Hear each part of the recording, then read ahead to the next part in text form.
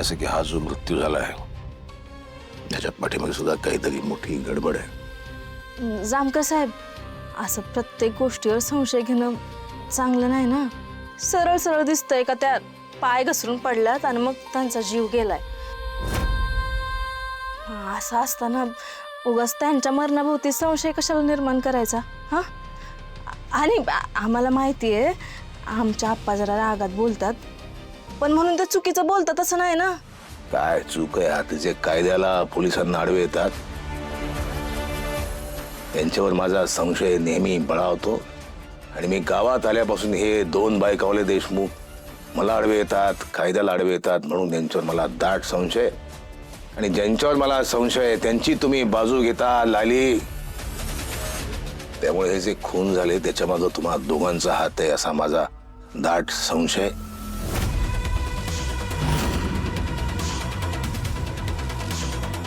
त्यामुळे आजपासून you are under my surveillance. माझी नजर असणार आहे तुम्हा दोघांवर. आओ साहेब, काय पण काय बोलताय?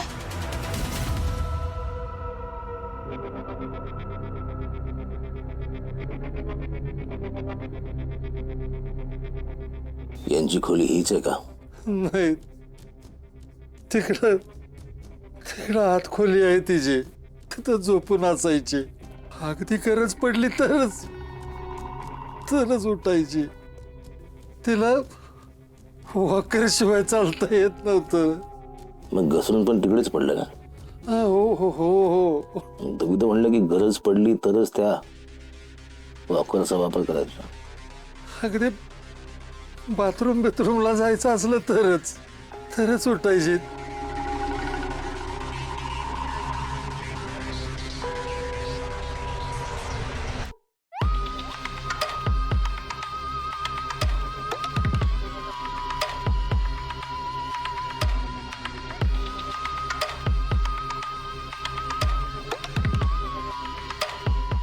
या पुजारी.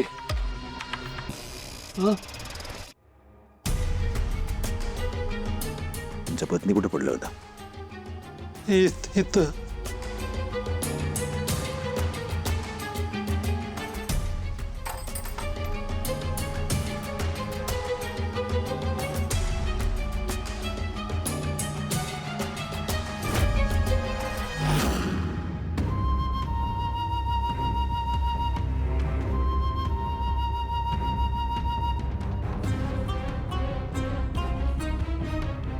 तुमच्या पत्नी इथं पडल्या,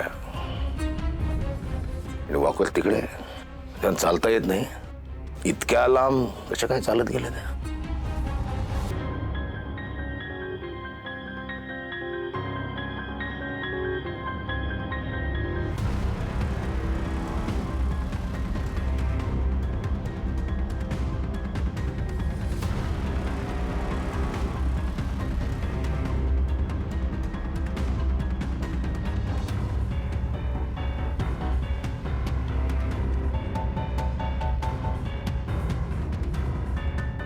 ते घसरून नाही पडल्या, ढकललंय कुणीतरी. डोकं दारावर आदळलंय. मृत्यू, खून झाला. हे काय डाउनलोडिंग आहे? हे इकडे दाखवतो. मी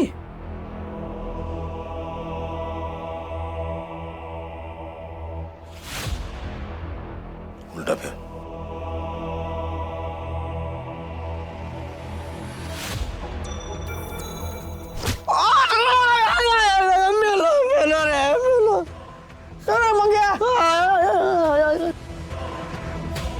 हा असा धक्का मारून दारावर डोकं आपटून मृत्यू झाला. आणि हा नैसर्गिक नाही, खून आहे.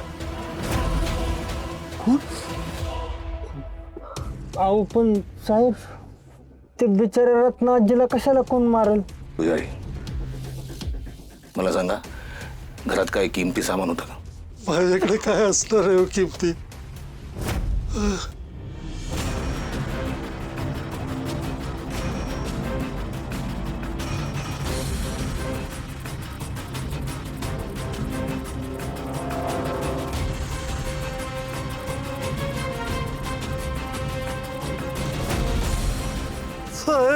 साहेब डाव साधला डाव साधला साहेब.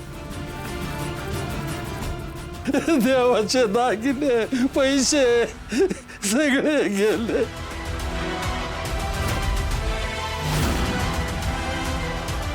अनर्थ झाला, मोठा अनर्थ झाला.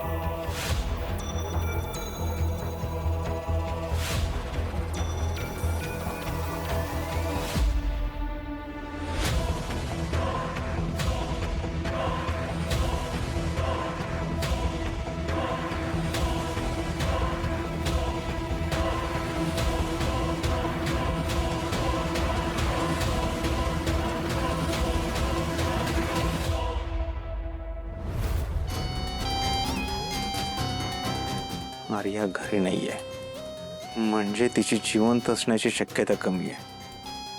किचनमध्ये भांडीही तशीच पडली आहेत.